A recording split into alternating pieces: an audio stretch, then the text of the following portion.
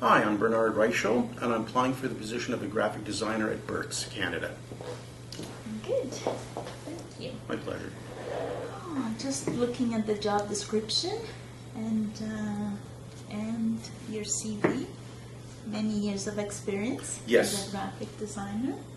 That's correct. And, And every few years I like to try and reinvent myself. You know, I'm currently studying now at home both 3D and what's called AutoCAD, how to create actual tools and prepare for them. as I noticed here on the CV, are you still working? No, Or is I'm that unemployed. your own business? That's my own business, Prometheus Graphics Okay. and the Two Wacky Pin Guys. Okay. My friend and I, we've been together, we've been buddies for about 30 years. And about 25, 26 years ago, we started doing jewelry for ourselves to sell at conventions. And when I saw the opening come up at Birks, I says, oh, this would be a great way that maybe I could help them with some of my knowledge in design work and how I advertise my jewelry and possibly benefit from experience working at Birks itself. And why Birks? There's the allure because they're high-class name. I apologize for the throat lozenge. I've got allergies and it's a bit of a problem right now. It's all good. But Birks has got a name. That's where I went to get my engagement ring for my fiancée. So, and the allure of the blue box, that's the special name in advertising. You just say the blue box, everybody goes, ah, Birks. And I saw that they were opening up in positions for graphic designers, someone to take charge. And I said, oh, this would be a unique challenge. And I'm hoping that I can do something for them and impart my expertise, wisdom. If I'm working with some younger artists, I could possibly mentor them. Or if I'm working under another designer, I want to pick their brains and see what I can do. And how your experience with digital? Very well. I'm self-taught with a lot of the digital work out there. And in fact, in the mid-'80s, when the first Macintoshes came out, I was one of the first adopters. And in the early years, I would be contacting Adobe and Quark Express and bugging them and asking them so many questions that they would send me software ahead of its release to become a beta tester so they could see if I could break the software or not. And that was a great experience for a number of years. And challenging too. Yes. And I'm constantly taking the time at night, an hour here, an hour there, trying to improve my skills and seeing what else I could teach myself. About 10 years ago, I started to teach myself 3D illustration and graphics and a little bit of animation. Yes. And that helped me at my last agency that I worked at. We were able to take advantage of my skills and give Catalpa a few years of extra life, which was really nice and exciting. And it improved our client's product, its online branding process, which was really nice. Interesting. Interesting. And you know today, especially in your field, how technology is evolved like... Very much so, yes. And it's hard to keep up in a way because when you first started, there were only a few software applications, but now there's so many specialized applications. He's going, what can I specialize in?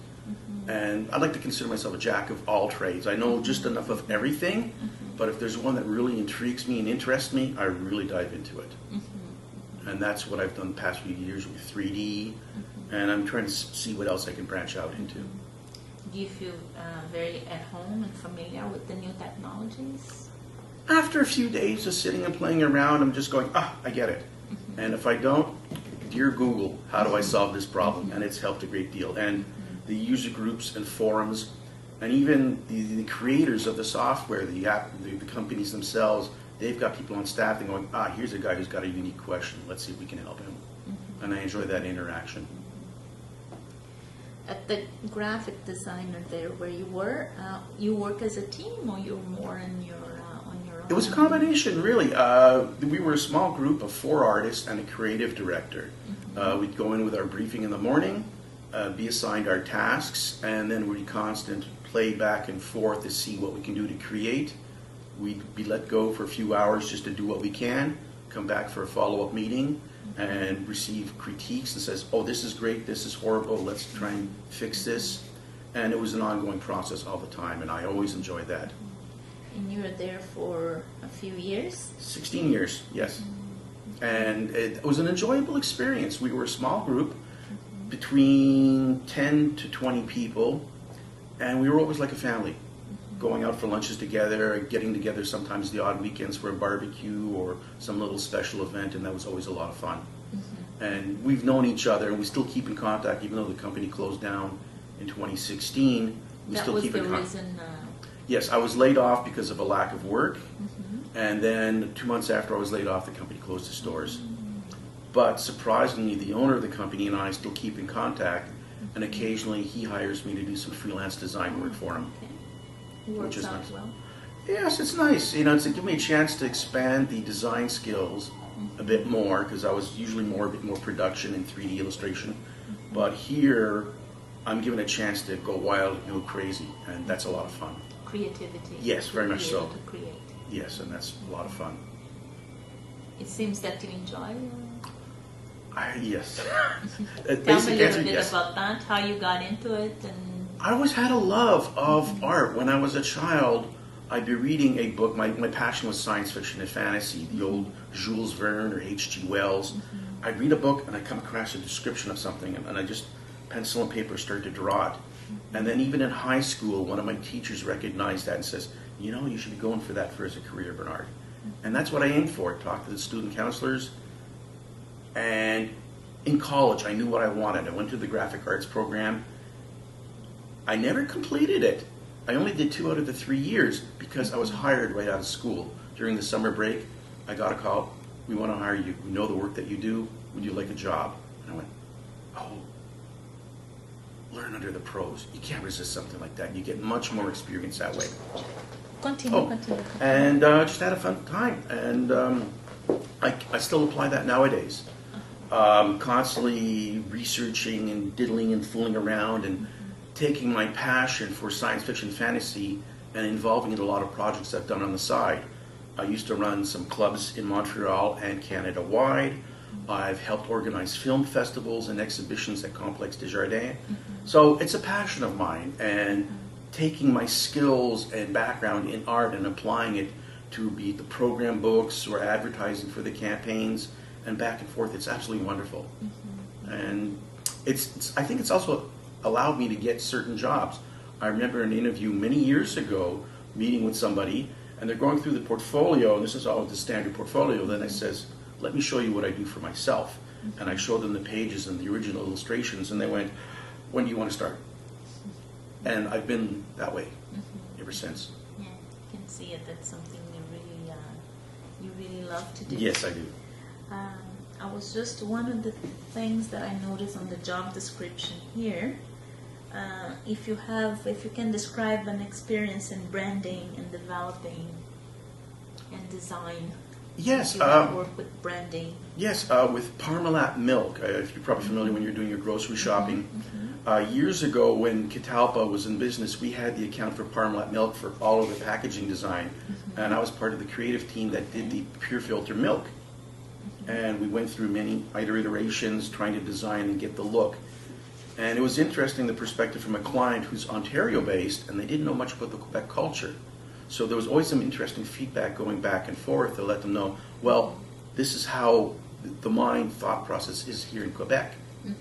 And then adapting that packaging and that look and that design for the large cartons, the small, and even the bags, which the bags are only unique in Quebec and Ontario, but the rest of the country or in the United States, they go bags for milk. So that was a nice process. And then further elaborating on that, I accidentally came up with a design process that gave Catalpa a lot more work afterwards. With my self-taught skills in 3D, I always said, you know, we always had to photograph the milk cartons. That cost a lot of time and money, and you had to retouch the spots and the dirts, and sometimes it wasn't right, the lighting. But creating a virtual environment in studio, you create the packaging, wrap your graphics, light it the way you want, and then you could present the package from a certain angle, here, here, here, here. One day, the creative director and my boss walked by my office. They saw the milk carton. They says, oh, that's a great photo. And I rotated it on screen in front of them. My boss went, and the creative director, you son of a bitch. Those were his words. I took that as a great compliment. And he says, how long have you been doing this? It says, I just started a few weeks ago experimenting during my free time. And they went, oh, we have ideas. And in turn, they contacted Parmalat and says, we can save you a lot of money. but improve your brand on the product. And then I ended up giving Catalpa, like I said, about a year and a half extra year of life by redoing all the packaging that was seen on their website, posters, billboards, sales kits, and just applying everything I did. And being part of the creative team that actually created the packaging, I was able to do something a little extra. And that was really a lot of fun. And maybe it's the ego, but when you walk into a grocery store and you're going, I did that. That's always really cool. Amazing. Yeah. To see the result of your work. Yes. Like Yeah. It's always a little bit of an ego boost. You know, it's great. Some painters or illustrators, no, I don't care about that stuff. But sometimes it's just a little thrill. Or you overhear somebody in a grocery store, oh, that's really nice. And I'm going, yeah, I did that. You want my autograph? Well, I won't go that far. Just buy the product and I'll be happy. Would you say that was one of the most successful Yes, experience? It was, because starting off from the old school and all through the years, we saw growth and a change, and it was always wonderful to be part of that. And for a number of years, saying, what else can we do? How can we further improve our client's product and their, how can I say, the reach that they have with the audience? And we did. For a number of years, it was absolutely fantastic. And they asked us to help develop new products, new looks. And it was always something exciting to be there in the boardroom, throwing ideas back and forth to see what we can get. And the client's reaction when something just hit, just perfect. And it was really nice. And it's a type of work that you work as a team, or it's pretty much individual? It's a combination of both. You get the briefing, you may spend a few hours fooling around on a little piece of paper, coming up with a few concepts, then you go back, talk to the creative director and your fellow artist, says, what do you think? What do you think I should do to improve upon it? And you go back, work on it some more, pull your hair out, go crazy, go back, and it's a back and forth process until you've got it locked on internally. And then you make your presentation to the client, get more feedback, and start all over again. And I enjoy it. And sometimes you have ridiculous, crazy deadlines. You don't sleep or see your bed for days on end. You're there working in a studio, but you don't care. You just want to get that message across. And it's a wonderful experience. I enjoy it anyway. That's good. That's good. In this position, what if you have to report to somebody that's much younger than you? How would that affect your... I don't see an issue really. If they are open to ideas and good communication, that's fabulous. All the better. I'm pretty sure I might be able to offer some advice and wisdom and mentor them as they could do to me. They may have some incredible skills that I don't have, and I'm always eager and open to learn something new. And I firmly believe in exchange ideas.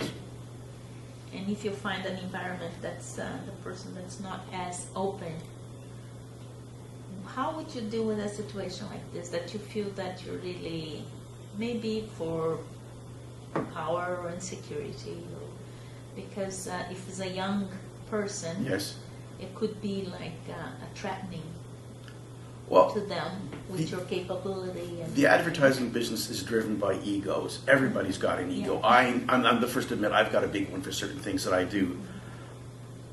In the past, I've always said, okay, we have an issue here. How can we solve this? And usually there's a way of coming to a good solution, solving the problem, and going, let's go beyond our differences and improve what we can do. Our ultimate goal is to make our bosses happy and our clients happy. And luckily enough, with the years that I've spent at Catalpa and other agencies, we've always had that family atmosphere. Sure, families will always fight, but we're family. That would be something that you face in a good way. Yes. Wouldn't stop you from... No, not at all. There's no need for conflict like that. If that, then the other individual, if there's an issue, and if it gets threatening, then I'd say, okay, sorry, I have to take this above you, and let's settle this way. If you get to the point that there's no, it's not getting anywhere with your immediate boss, so you would. But that's it. If I have to, but I've never had to face that situation, so I consider myself lucky that end. Would be something new. Yes. You would to face that.